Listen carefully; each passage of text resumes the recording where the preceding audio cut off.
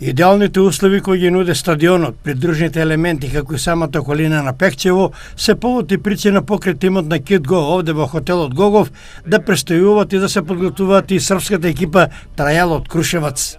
Токму овие две екипи во петок на градскиот стадион во Пекчево ќе се сретнат во пријателски контролен меч кој ќе започне нешто порано од вообичаеното, односно во 16 часот.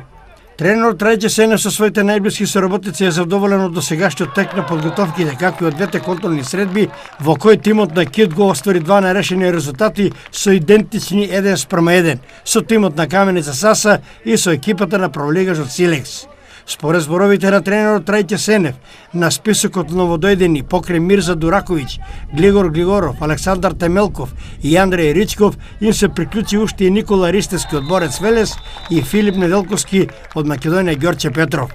За сега на повреда се жалат и во петок нема да играат Бобан Марич, Глигор Глигоров и Никола Тонев.